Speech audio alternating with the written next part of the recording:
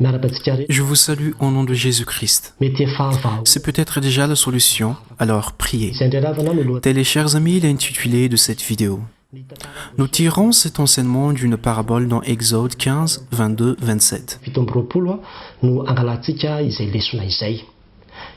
Cette histoire, au verset 22, explique « Et Moïse fit partir Israël de la mer Rouge, ils sortirent vers le désert de Shur, et ils marchèrent 3 jours dans le désert et ne trouvèrent point d'eau. » Ainsi, après avoir traversé la mer Rouge, la mer que Dieu a séparée, les enfants d'Israël sont passés par le désert.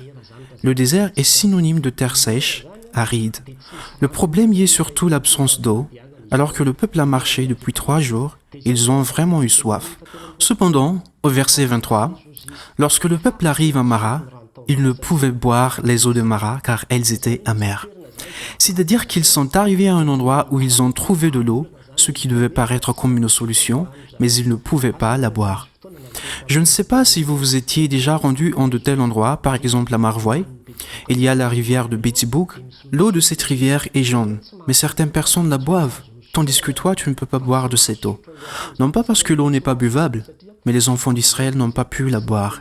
C'est-à-dire, tu n'as pas voulu la boire car tu n'apprécies pas son goût. Elle ne te convient pas, tu n'es pas habitué à boire une telle eau.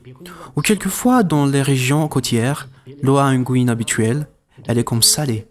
Et beaucoup de personnes n'arrivent pas à boire car elles trouvent que l'eau est amère. Un autre exemple encore, dans le sud du pays, il y a ces eaux boueuses. Les habitants du sud, comme l'eau y est rare, boivent ces eaux même si elles sont boueuses. Mais toi, tu ne peux pas. La situation des enfants d'Israël ressemble quelque peu à cela. Ce n'était pas l'eau qui n'était pas buvable, mais ce sont les enfants d'Israël qui ne pouvaient pas la boire car ils n'aimaient pas trop le goût de cette eau. Elle ne leur convenait pas. Pour eux, l'eau est amère. Pourtant, ils se sont plaints auprès de Moïse. Ils ont murmuré contre Moïse en demandant « Que faire? Comment faire? Nous allons mourir de soif. » Et Moïse s'en alla pour prier. Il a supplié Dieu, et Dieu lui conseilla « Prends ce morceau de bois, jette-le dans cette eau. » Lorsque Moïse jeta le bois dans l'eau, l'eau est devenue douce, et le peuple d'Israël a pu la boire. Donc l'eau était déjà une solution, mais il était nécessaire d'y jeter le morceau de bois pour que cette eau devienne douce. Ce morceau de bois, chers amis, n'est autre que l'image de la croix, qui est la solution pour toutes les circonstances de notre vie. De temps à autre, nous avons à affronter des problèmes. Il y a des choses que nous désirons tant, et puis des opportunités se présentent devant nous, ayant l'air de pouvoir résoudre notre problème, mais nous n'en voulons pas parce qu'elles ne nous conviennent pas. Ne soyons pas indifférents. Ne rejetons pas tout de suite ces opportunités, mais prions. Amenons ces opportunités au pied de la croix, car Dieu sait changer le goût amer en douceur et le rendre à votre goût. J'aimerais vous raconter une histoire. Il y a ces oiseaux qu'on appelle les hérons. Je ne sais pas si vous les connaissez, ils sont nombreux au lac Anous, ils sont grands et hauts et sont tout blancs. Les poissons sont leur nourriture favorite. Le matin, ils sortent pour trouver à manger. Et quand ils arrivent près de l'eau, ils trouvent d'abord des tout petits poissons. Ces premiers poissons ressemblent aux bichiques, ils sont minuscules. Le héron les ignorait et disait « Je ne veux pas de ces petits poissons, j'en veux de plus gros. » Et plusieurs petits poissons sont passés par là. À Marvoy, Pitrawak est le nom donné à ces tout petits poissons. Comme il n'y avait dans l'eau que les Pitrawak, le héron n'y s'y est pas intéressé. Il est 9 heures, les Pitrawak continuent de passer, mais le héron ne les mange pas. « Je ne veux pas de Pitrawak, je veux du tchundjugas et j'en veux des crocs, dit-il. » Il est midi, quelques Pitrawak y passaient encore. « Ces Pitrawak ne m'intéressent pas, c'est les gros poissons que je cherche, » dit le héron. « Je veux précisément du tchundjugas. » Il est 15 heures, le héron commence à avoir faim et il commençait à être fatigué. Maintenant, il veut manger les Pitrawak, seulement il n'en trouve plus. Et il n'a jamais pu trouver le tchundjugas qu'il voulait non plus. Il est 18 heures, il n'a toujours eu ni tchundjugas ni Pitrawak. Il n'a eu que perte de temps. Notre vie peut ressembler à cela. Parfois, nous demandons quelque chose à Dieu et une occasion se présente, mais elle ne correspond pas tout à fait à notre attente. Et nous déduisons rapidement que ce n'est pas la bonne. Il faut d'abord l'apporter au pied de la croix, car il est possible que ce soit déjà la solution. Cette eau peut déjà être une réponse de Dieu à la prière, car c'est cette même eau que Dieu te donnera à boire par la suite.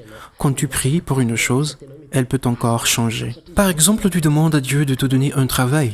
Le travail que tu demandes peut être en lien avec les études que tu as faites, mais un tout autre travail se présente à toi par la suite.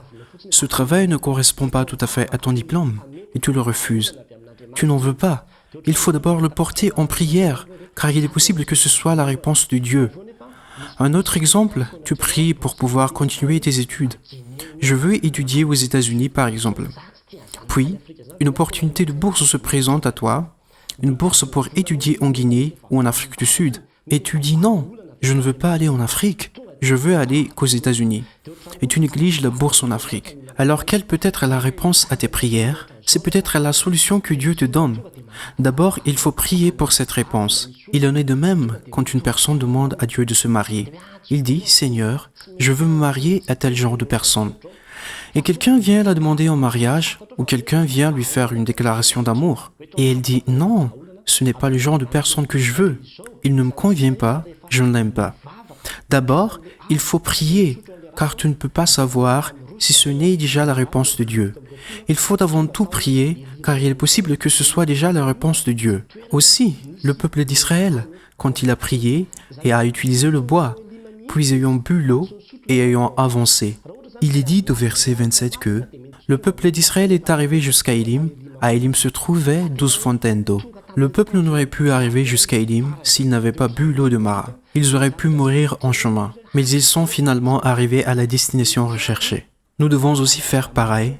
La chose qui se présente à toi, que tu dis que tu n'aimes pas ou ne te convient pas, il faut d'abord l'accepter comme une réponse de Dieu à tes prières. Il faut prier pour cette chose. Mais d'abord en pratique, prie pour cette chose au pied de la croix. C'est peut-être une étape par laquelle tu dois passer pour arriver à Élim où plusieurs fontaines t'attendent. Que ce soit les études, l'amour, le travail ou quoi que ce soit, cette parabole nous apprend. Dieu veut nous éprouver, chers amis, et dans notre humilité, il veut nous révéler des choses et nous devons apprendre. Ne sois pas orgueilleux, mais si tu demandes quelque chose et que quelque chose se manifeste, prie, va au pied de la croix et dis à Dieu, « Seigneur, voilà ce qui se présente, qu'est-ce que je peux en faire? Quelle est ta volonté? Aide-moi en cela, touche cela. » Et tu verras que quand Dieu est à l'œuvre, tu l'aimeras, tu y prendras goût et tu réaliseras plus tard que je suis arrivé à la source de bénédiction que j'ai tant recherchée. Et si je ne suis pas passé par cette étape, je ne serai jamais arrivé à l'autre. Et c'est aussi pour cela que je dis que la solution peut être déjà là, mais il faut prier pour elle. Que notre Seigneur nous éclaire et nous guide afin que nous ayons connaissance de la volonté de Dieu. Soyez bénis, à Dieu seul soit la gloire. Amen.